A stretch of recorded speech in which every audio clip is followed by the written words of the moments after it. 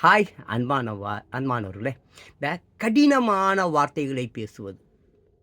என்ன யோசிக்கிறீங்க? நான் பேசல அந்த மாதிரி தான். எப்போ பாருங்க நான் கடினமான வார்த்தைகள் தான் நான் பேசுவேன்.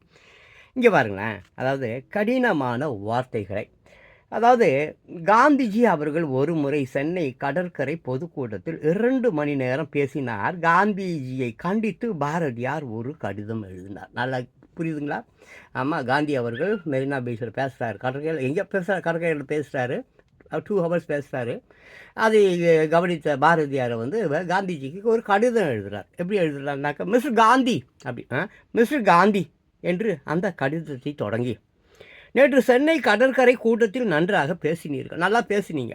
ஆனால் உங்கள் தாய்மொழியில் பேசியிருக்கலாமே, உங்கள் தாய்மொழியில் நீங்கள் பேசியிருக்கலாமே. அதை விடுத்து ஆங்கிலேயர்களை விரட்ட வேண்டும் என்ற எண்ணம் கொண்ட தாங்கள், ஆங்கிலேயரை விரட்டுவது தானே அவருடைய கொள்கை என்ற எண்ணம் கொண்ட தாங்கள் ஆங்கிலத்தில் பேசியது எனக்கு மன வருத்தத்தை கொடுத்தது என்று கடிதத்தை முடித்து இருந்தார். புரியுதுங்களா? ஆங்கிலத்தில் பேசினாருங்க. அப்போ ஆங்கிலத்தை அவர் எதிர்க்கிறார், ஆங்கிலேயர்களை எதிர்க்கிறார். அப்போ அவர் ஆங்கிலத்தில் பேசலாமா? ஸோ நீங்கள் அந்த மாதிரி ஆங்கிலத்தில் பேசுகிற ஒரு சமாச்சாரம் என்னை வருத்தியது அப்படின்றாரு. யார் சொல்கிறாரு? நம்ம பாரதி சொல்கிறாரு. அதற்கு காந்தி அடிகளின் பதில். காந்தி அதுக்கு என்ன சொல்கிறாரு?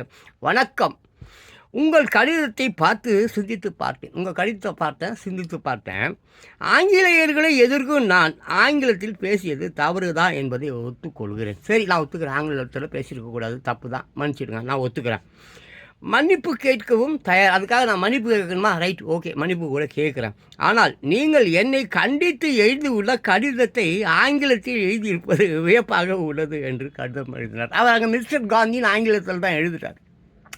அப்போ காந்தி சொல்கிறாரு, என்னங்க பாரதி, நீங்கள் என்ன ஆங்கிலம் நான் ஆங்கிலத்தில் பேசுகிறது தப்புன்னு சொல்லிட்டு நீங்களே மிஸ்டர் காந்தின்னு ஆங்கிலத்தில் தானே அதை கண்டிச்சிருக்கிறீங்க அப்படின்னு அவர் சொல்கிறார். மறுபடியும் அதுக்கு பாரதி தான் சொல்கிறார் பாருங்கள், நான் யாரையும் கண்டித்து கேட்கும்போது எழுதுகின்ற கடினமான வார்த்தைகளை தமிழில் எழுத விரும்பவில்லை, அதனால் தான் ஆங்கிலத்தில் எழுதினேன் என்று காந்திஜிக்கு பதில் கடிதம் எழுதினார் பாரதியார். புரியுதுங்களா? நான் யாரையாவது திட்டுறதா இருந்தால், நான் யாரையாவது திட்டுறதா இருந்தால், கண்டிக்கிறதா இருந்தால், எந்த பாஷையில், எந்த மொழியில் கண்டிக்க மாட்டேன், தாய்மொழியில் கண்டிக்க மாட்டேன் அப்படின்றார். நல்லா இருக்கா? நல்லா இல்லையா?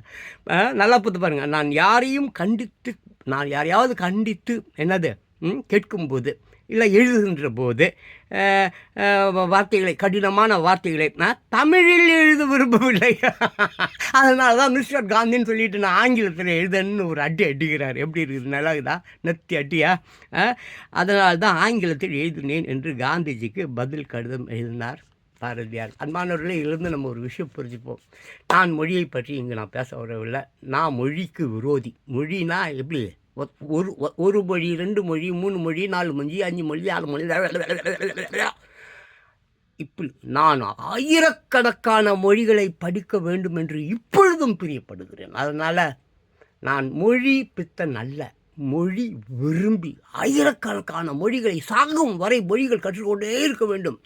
வெளிநாடுகளுக்கு போக வேண்டும். எல்லா மக்களிடமும் அவர்களில் மொழியில் பேசி அவர்களை பற்றி அறிந்து கொள்ள வேண்டும். இது என் ஆசை.